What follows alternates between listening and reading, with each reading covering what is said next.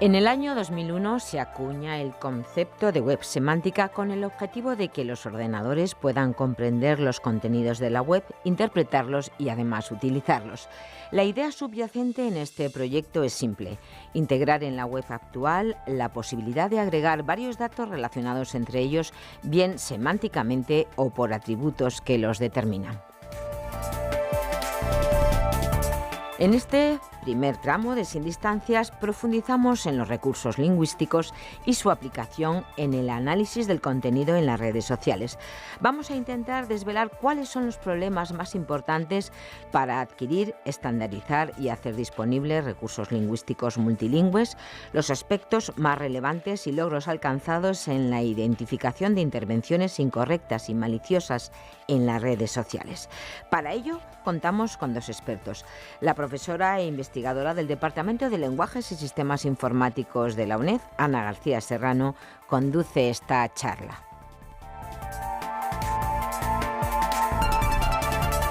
Hoy tenemos con nosotros al investigador senior Thierry Declercq, que pertenece al DFKI de Alemania, que es una institución de investigación.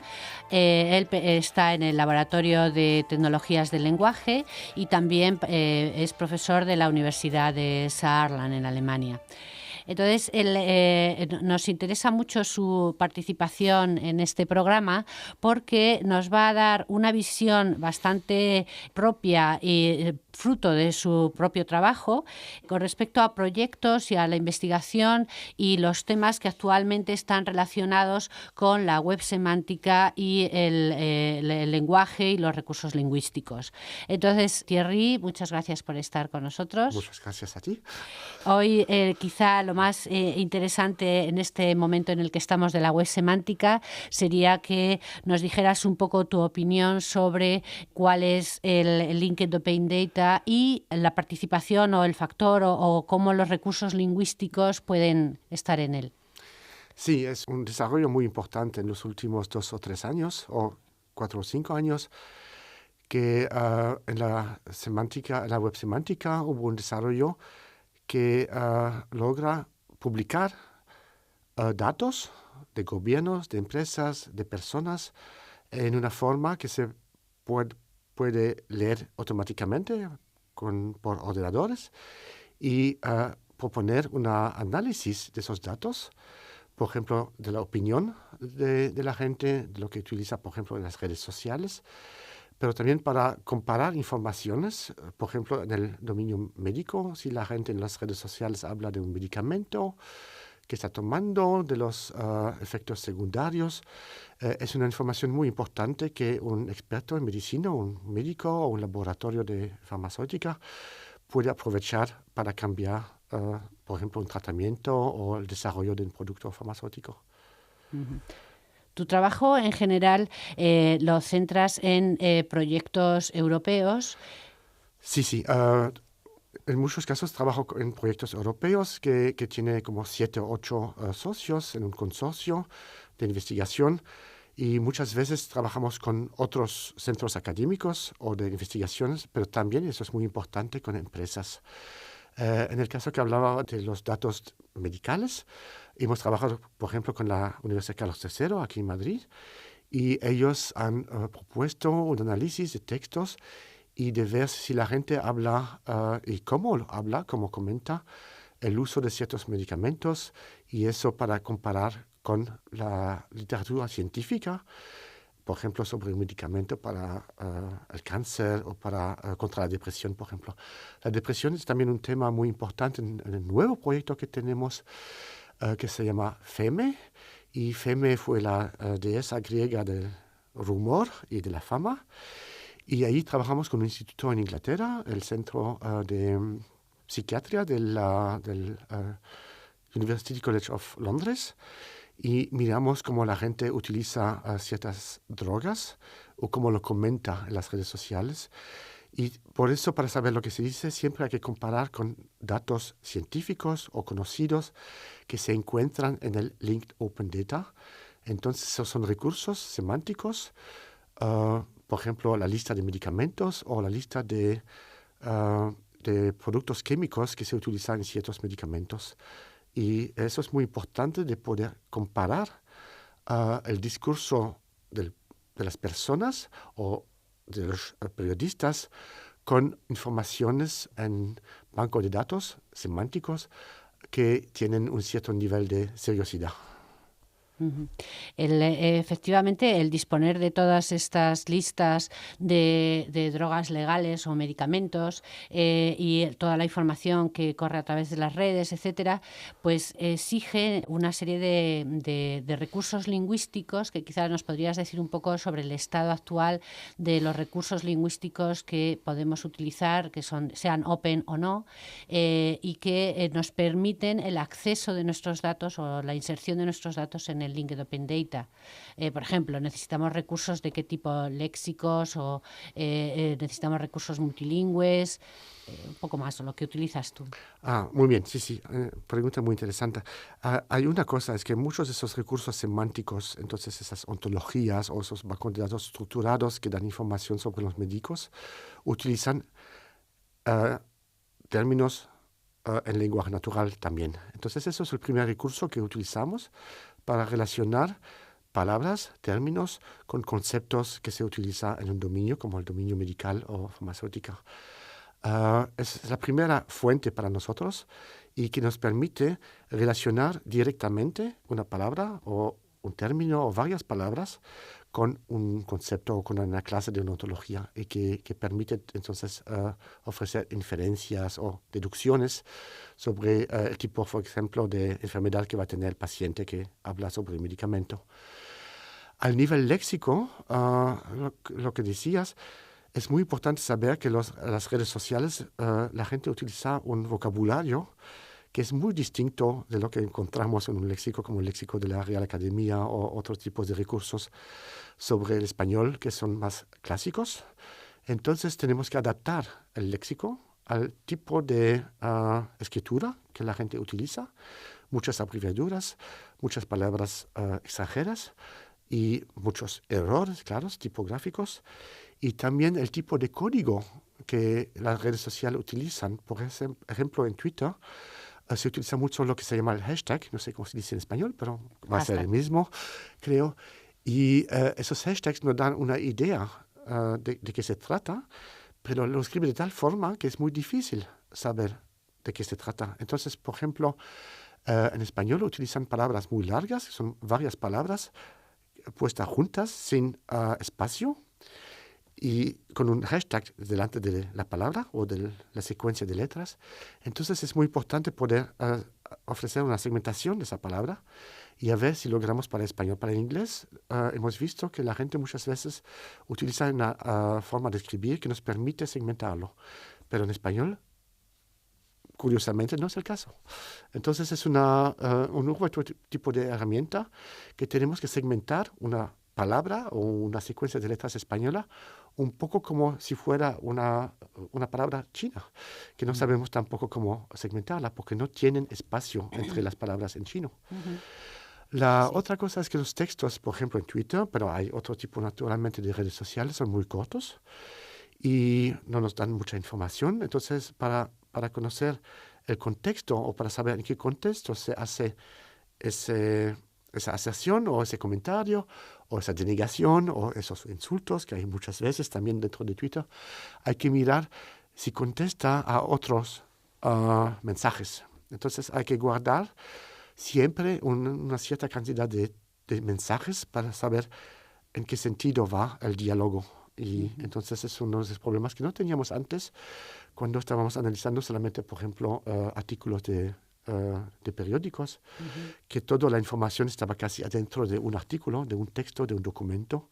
Aquí la información está distribuida sobre varios documentos y eso es una cosa bastante difícil de resolver, pero con métodos estadísticos logramos seguir. También tenemos la identidad de las personas que escriben mensajes, tiene su cuenta en Twitter o en Facebook y eso se puede utilizar, tiene el retweet o el like.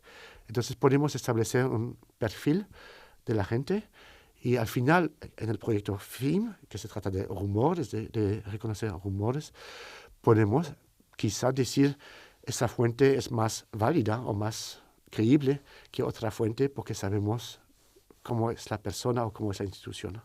Uh-huh.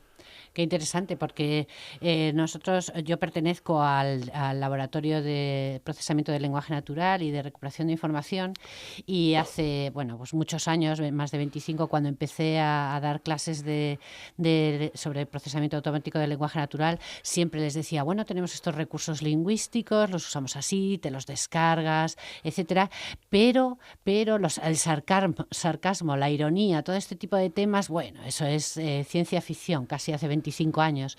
Sin embargo, hay el hecho de tener tantos datos ahora mismo a disposición y todo el trabajo que estáis haciendo o que estamos haciendo desde el punto de vista de lingüístico y de realizar nuevos tipos de léxicos y de recursos lingüísticos, todo esto está haciéndonos llegar a una realidad que es un reto todavía, pero que ya se está afrontando, sobre todo con proyectos europeos.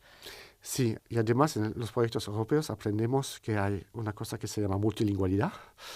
Entonces no trabajamos solamente sobre un idioma, sino sobre varios idiomas. Entonces trabajando con búlgaros o con ingleses, instituciones inglesas, tenemos que tomar en cuenta al nivel europeo, y es muy importante para la unidad europea, de tener en cuenta que trabajamos con textos multilingüales. Entonces, aquí quisiera decir que también la Comisión Europea pone a nuestra disposición muchos recursos multilingüales que podemos utilizar para, por ejemplo, mejorar algunas técnicas, por ejemplo, de traducción automática, porque tenemos grandes cantidades de textos publicados por la Comisión Europea en varios idiomas. Entonces se puede ver cómo se dice un concepto en español y el mismo concepto en inglés o en búlgaro, por ejemplo.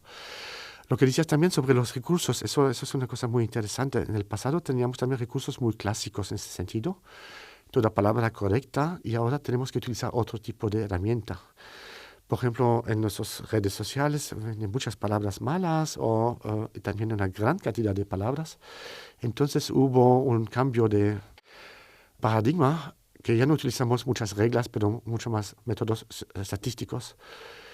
Que no es nuevo, a lo menos porque antes, en los años 50, creo, que ya hubiera gente que trabaja sobre reconocer el habla en comunicaciones radiotelefónicas, y estamos utilizando también métodos muy robustos, estadísticos, para segmentar las palabras transmitidas por micrófonos y por ese tipo de cosas.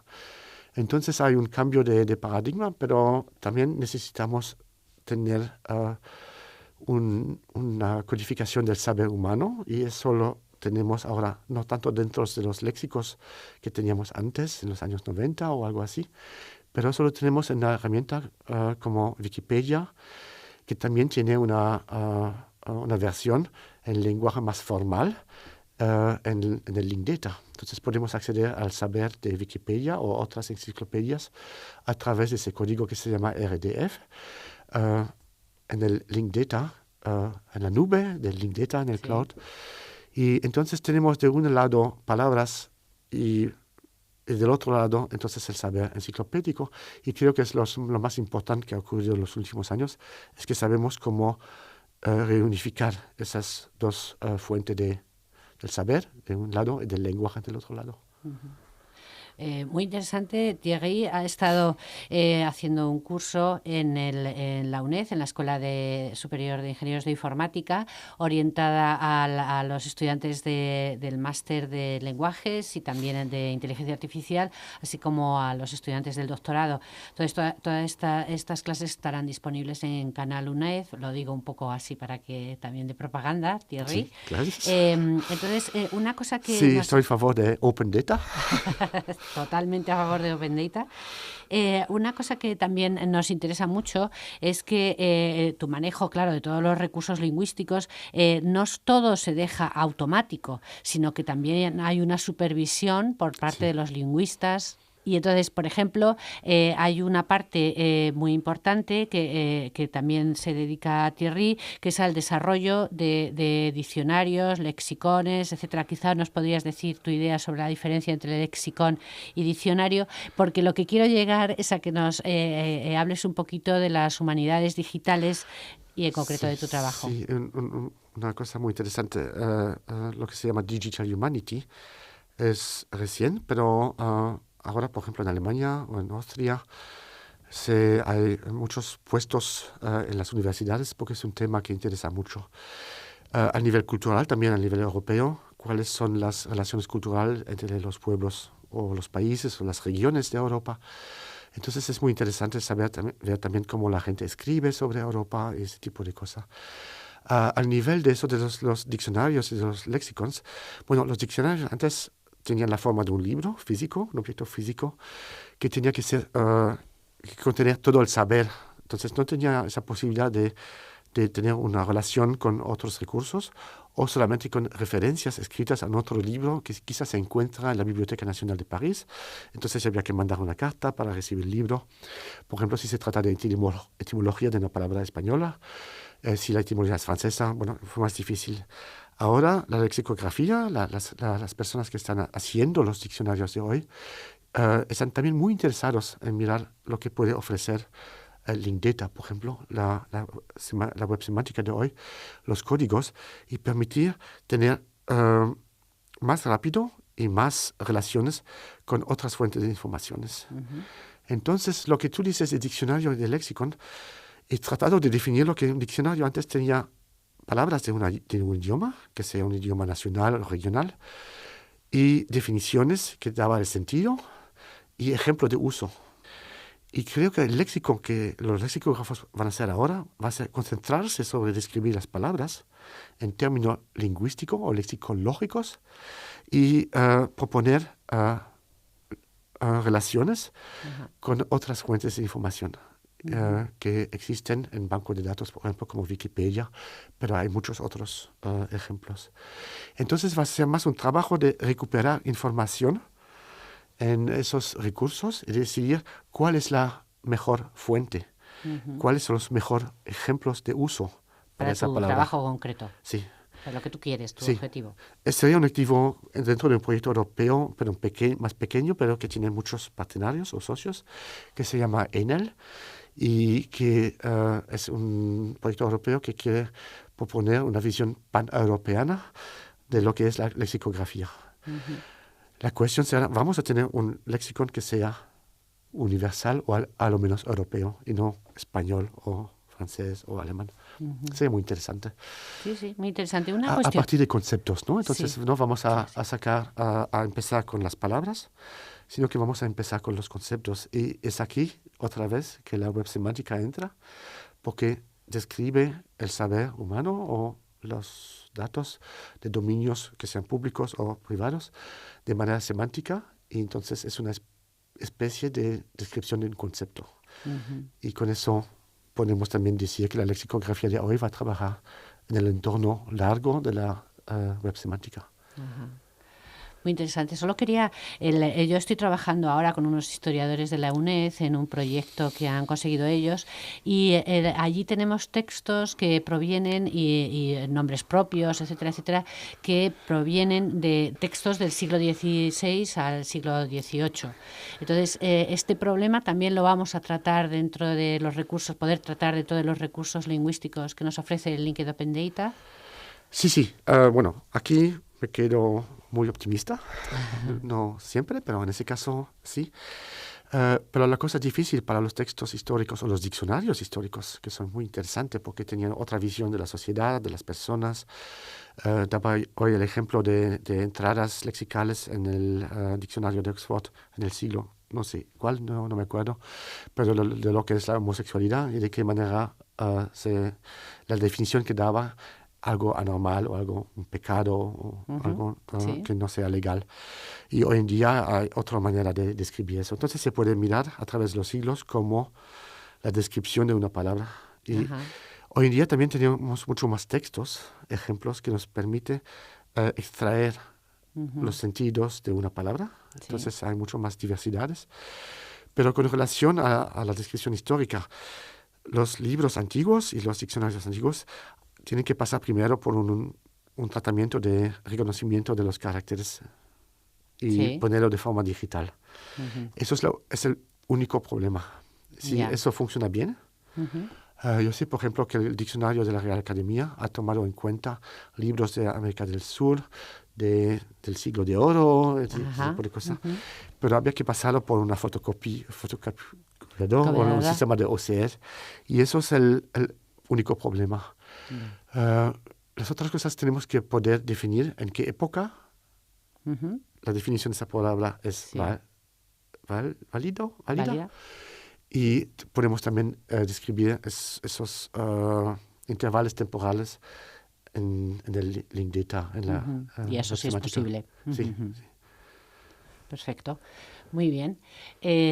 Bueno, quizá ya para terminar, darle las gracias a Thierry y preguntarte si tienes alguna... Porque hay una cuestión que para los estudiantes nuestros de la UNED y para todos en general, Thierry en este curso que nos ha impartido ha insistido mucho en que cuando empecemos a hacer estas cosas, por favor, miremos qué es lo que ya hay hecho. Desde luego necesitamos estandarización y hay que estudiarse una serie de estándares, etcétera, etcétera, pero hay muchas ontologías, por ejemplo, nos comentabas, no empezar de cero, sino siempre mirar qué es lo que ya hay, revisar. Sí, eso es muy importante. Hay ontologías, por ejemplo, friend of a friend, o sea, amigo de un amigo, que describe una persona, sus relaciones sociales, profesionales, sus hobbies y todas esas cosas. Hay también ontologías que describe live post, se llama, el uso de redes sociales. Y vamos a ver que después de un cierto tiempo, vamos a ver qué combinaciones de ontología tienen mejor éxito. Y claro, que eso vamos a poder reutilizar. Y en ese caso, la nube o el cloud de Link Data es muy interesante porque hay una representación gráfica que muestra cuáles son los recursos semánticos que tienen muchos arcos para otros recursos. Entonces, si vemos que tenemos un nodo en esa nube que engordece, pues reutilizarlo. Exactamente. Entonces tenemos una manera de poder seguir lo que pasa y entonces mirar siempre qué recursos hay y reutilizarlos.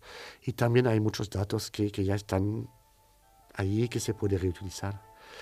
Y para acabar, yo quisiera dar las gracias a UNED, a ti, al Servicios Técnicos, al la radio. Estudio, y muchas gracias, que he pasado un tiempo fenomenal aquí.